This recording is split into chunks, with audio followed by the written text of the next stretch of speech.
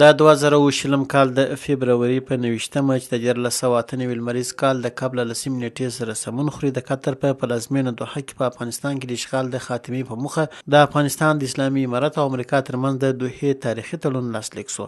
هلمند کې چې دیني عالم او د پوهنتون استاد شیخ الحدیث مولوي سید محمد سعید ذاکري وایي پر 20 کاله افغان میړني او مجاهد ولس د ناټو پر وړاندې سپېڅلی جهاد وکړ.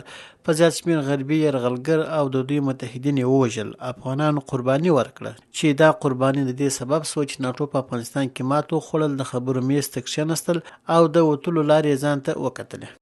دا د افغانستان د ازادۍ او د ټول کفري نړیوالو ټولو طاقتونو د ماتې د رسمي پیل ورځ ده، ځکه افغانان ته د خوښۍ ازادي، استقلال او د برم د بیا اعادې ورځ بولو.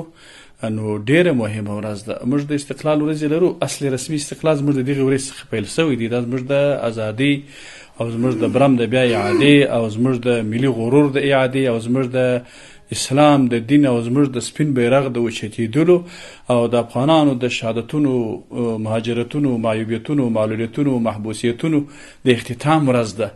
بلخوا د پوهنتون استاد پوهنیار عبدالولي رازقي د قبل لسمه د ناټو د شکست او د اسلامي امارت د بریا پیلامه وبلل.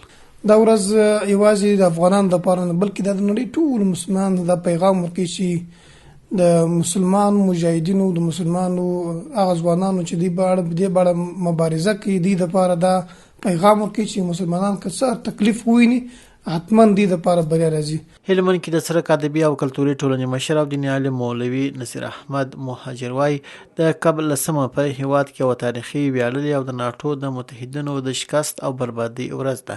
وایي دا ورځ به د تاریخ په زرینو پاڼو کې د افغان ولس د 20 کلنې مبارزې او قربانیو ثمره ښودل سوې وي. د دوحې تړون موږ او تاسو ته د 1400 کاله اخواته د صلح حدیبیې تړون را یاد کوي. د هغه تړون او معاهدې برکت و چې بیا الله جل جلاله مسلمانانو ته عظیمې فتوحات، فتح مکه او د ټول اسلامي نړۍ فتوحات مسلمانانو ته نصیب کړي.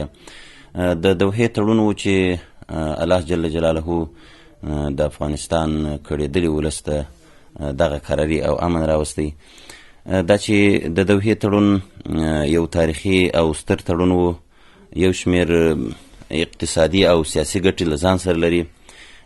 لله الحمد د دې تړون له برکته هغه لګښتونه چې په جګړې کې راکلل، هغه مصارف چې په جګړو په جنګ کې راکلل، هغه مصارف ټول راکم سوه یا بالاخره الحمدلله ورک سوه. د لښکرګاه ښار 80 کلن اوسېدونکی خالق رضا کاوای د دې ډول تاریخي ورځو لمانځل او قدرداني د ټولنې د ټولو وګړو مسؤلیت دی، تر څو د هغوی سپېڅلو شهیدانو یاد یو ځل بیا تازه سي چې د دوی د وینو او هډوکو په برکت ناټو تیښتې او خبرو ته چمتو شول. ګټه یې دا وکړه یو خو مخلوق بېغمه سو د جنګ او د دغه ستړیا څخه. نن دلته کډه بار که هلته کډه بار که د ورځې به 100 شهیدانېدله په مینو کې ختله. دا یو د ګټه سوله. بله ګټه یې دا سه وروره چې د خلک خپل بېغمه سو. بل وروره دغه یو دغه نو داسې حکومت چې په ګرده نړۍ کې بالا نشته. باید وویل سي چې د 1498 کال د قبل لسمه د قطر په پلازمینه دوحه کې د افغانستان د سیاسي دفتر د مسؤل ملا عبدالغني برادر او د امریکا د ځانګړي استازي زلمي خلیلزاد ترمنځ تړون لاسلیک شوی و.